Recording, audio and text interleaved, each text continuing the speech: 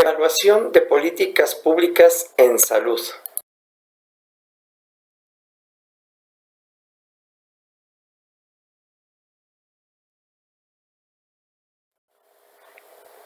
Vamos a realizarlo en base a 3 tipos de enfoques, esta evaluación, que son el constructivista, la evaluación clínica y la evaluación normativa. Tenemos que, básicamente, la evaluación constructivista, el enfoque constructivista, la política pública no es solo decisiones e instrumentos, sino también generación de significados y argumentaciones. De acuerdo al enfoque clínico, se parte de los objetivos de la política pública y al observar los resultados obtenidos se intenta explicar por qué algunos de los objetivos no se lograron y por qué algunas de las consecuencias resultaron inesperadas. Y de acuerdo al enfoque normativo, el evaluador no fundamenta sus criterios en los objetivos propios de la política pública a evaluar, sino que sustituye esos criterios que escoge él mismo y que le servirán de referencia para medir los resultados observables de la política. Puesto que nuestro proyecto trata de políticas públicas en salud, nosotros tenemos que la Secretaría de Salud tiene varias políticas y programas públicos, entre ellos el control y prevención de diabetes, sobrepeso y obesidad, la prevención de embarazo en adolescentes, la prevención y control de VIH y enfermedades de transmisión sexual, las cuales se abrevian ETS, la prevención y control del cáncer de mama y cáncer cervicouterino, enfermedades transmitidas por vector como son el dengue, el zika y el chikungunya, y bueno, otro tipo de programas como son la prevención del sarampión, el programa de vacunación anual, la prevención de la influenza, etc. Vamos a empezar a tomar en consideración 3 de ellos. Uno es el control y prevención de diabetes, sobrepeso y obesidad. Esta política pública se estableció en el gobierno anterior, en octubre de 2015, porque México ocupa el segundo lugar a nivel mundial en cuanto a diabetes, sobrepeso y obesidad. Y por su parte la Ciudad de México es el primer lugar a nivel nacional en este tipo de enfermedades. Y en 2016, unos cuantos meses después de que se instituyó esta política pública, se declaró como epidemia nacional. Ahora, ¿qué es lo que ha pasado? ¿Qué podemos evaluar de esta política pública después de 5 años? Bueno, casi 5 años de haberse establecido. Bueno, el índice de personas con diabetes, con sobrepeso y con obesidad no ha disminuido. Sigue siendo la segunda causa de muerte en nuestro país. Afecta a niños, niñas y adolescentes, no nada más a los adultos y adultos mayores, pero básicamente a los niños y a niñas y adolescentes. Eso es porque existen malos hábitos alimenticios y por un sedentarismo generado por las tecnologías de la información, los juegos, los celulares y demás. Ahora vamos a hacer una evaluación de esta política pública en función de los 3 enfoques seleccionados. El enfoque constructivista, pues ya sabemos que se basa en los argumentos.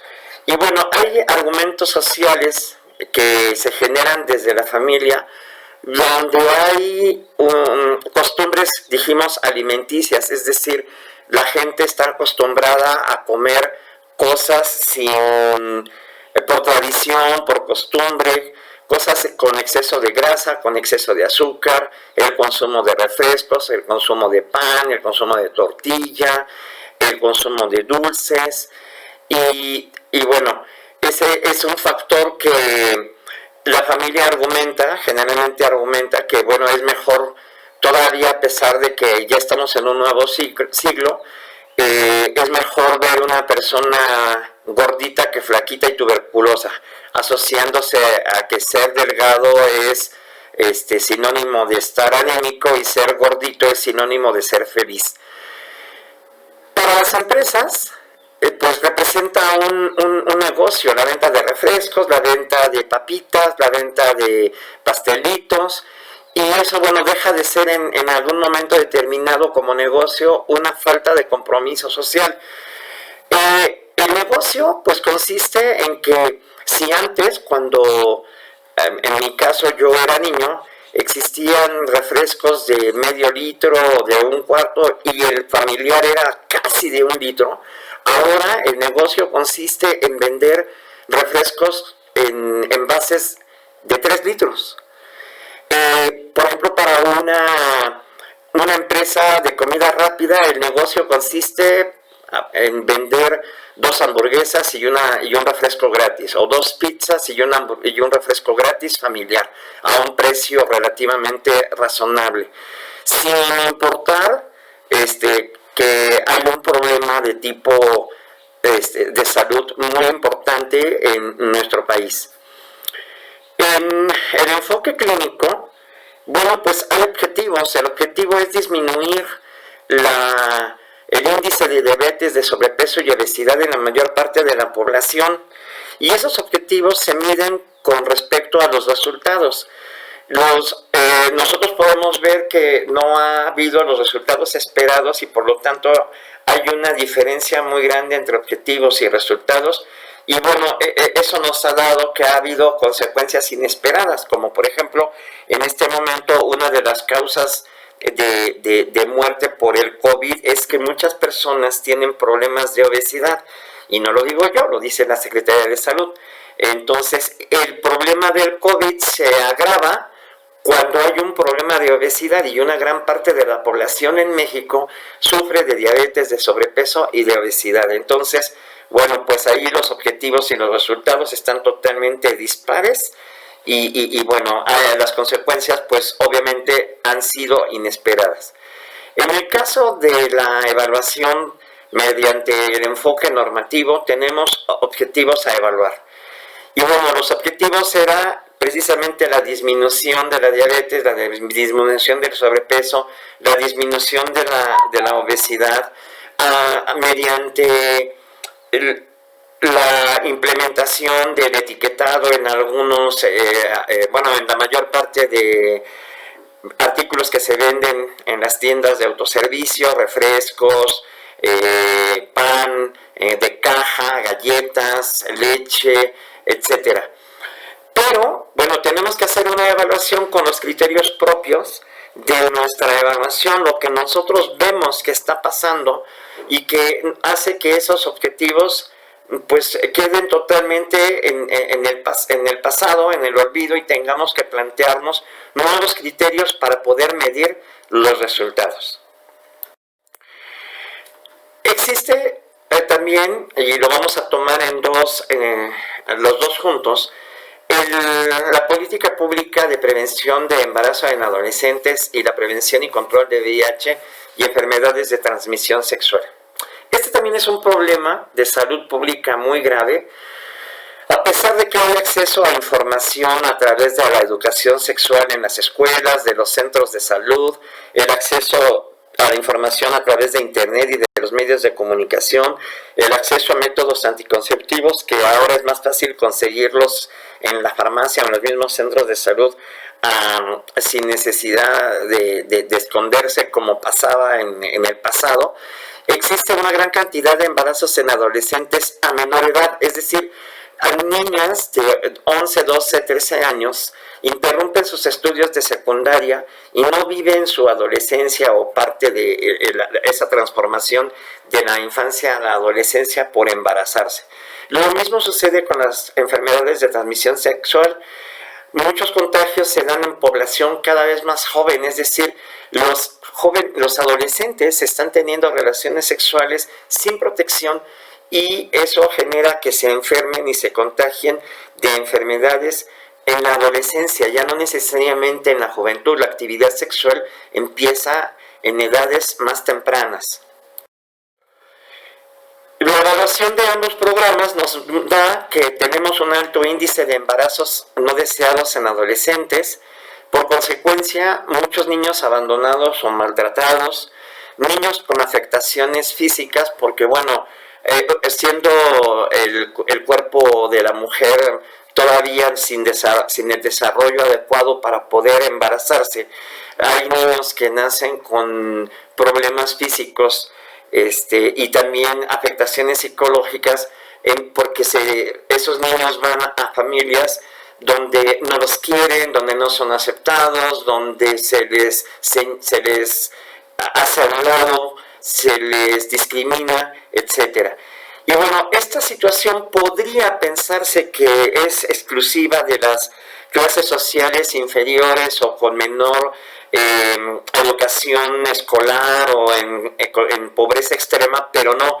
Esta situación sucede en cualquier rango social. Y bueno, todo esto representa un alto costo para el sistema de salud, sobre todo lo que tiene que ver con el VIH y las enfermedades de transmisión sexual, cuyos tratamientos, medicamentos, análisis y demás son demasiado costosos. Hay medicamentos para tratamiento de VIH que llegan a costar 15,000 pesos y bueno, evidentemente una persona común con un sueldo regular no puede comprar un medicamento que le sirve nada más para un mes de ese precio. Entonces, lo que sucede, bueno, pues que el sector salud, el gobierno a través del sector salud proporciona los tratamientos, los medicamentos y demás para que esa persona pueda seguir teniendo una mejor calidad de vida, porque además hay una garantía de protección a la salud por parte de la Constitución. Entonces es un derecho humano y por lo tanto pues no se puede privar a las personas, aunque el costo sea muy caro, de su derecho a la vida. ¿Qué pasa entonces con estos programas que evaluamos con los enfoques que ya sabemos? El constructivista. Bueno, pues tenemos argumentos de tipo social también que se dan dentro de la familia, donde en el pasado los padres de familia no hablaban con los hijos sobre cuestiones sexuales, era un tema tabú, pero ahora, que en apariencia hay más apertura de padres a hijos, hay una falta de comunicación por parte de padres a hijos, debido a la falta de tiempo de los padres por el trabajo, por familias desintegradas, etc. Para el gobierno, el argumento es que, bueno, se trata de una protección a la salud y por lo tanto de un compromiso social y, bueno, se hace lo que se puede para poder prevenir los embarazos adolescentes y también para poder prevenir las enfermedades de transmisión sexual. Pero para la sociedad civil, sobre todo aquella de grupos radicales que tienen que ver con cuestiones religiosas y de derecha, de ultraderecha, hay una situación de desaprobación. O sea, ¿por qué el gobierno tiene que estar solapando este tipo de situaciones y por qué tiene que meterse en las decisiones de la familia, en las decisiones de la sociedad y demás? Entonces, pero cada uno presenta argumentos diferentes y en función de eso, pues para el gobierno puede ser que la evaluación nos da que los programas no sean, a lo mejor no son suficientes para las familias, pues realmente no les importa, y para la sociedad civil son programas que están totalmente desaprobados por cuestiones de tipo moral. Entonces hay argumentos distintos al momento de evaluar mediante el enfoque constructivista este tipo de política. En el enfoque clínico, bueno, pues igual hay objetivos y resultados que no están equiparados, no son equitativos. O sea, tenemos niños jóvenes que se embarazan más a temprana edad, personas que se contagian a temprana edad y por lo tanto hay consecuencias inesperadas, enfermedades que se transmiten rápidamente, falta de protección, falta de concientización en los adolescentes, a mí no me va a pasar, y bueno, una serie de situaciones que generan conflictos de tipo personal y social. Y bueno, en el enfoque normativo igual tenemos objetivos a evaluar. Los objetivos se tienen que hacer a un lado porque no están cumpliéndose y entonces se tienen que crear criterios propios para la medición de los resultados. Es decir, tenemos que crear criterios que nos permitan darnos cuenta por qué los objetivos originales que se plantearon para la prevención de los embarazos y de las enfermedades de transmisión sexual no están funcionando. ¿Qué es lo que está pasando al interior de las familias? ¿Qué es lo que está trabajándose mal dentro de la política pública que no está dando los resultados? Y bueno, esto es en términos generales. La manera en que para mi persona, estos 3 programas de políticas públicas pueden ser evaluados.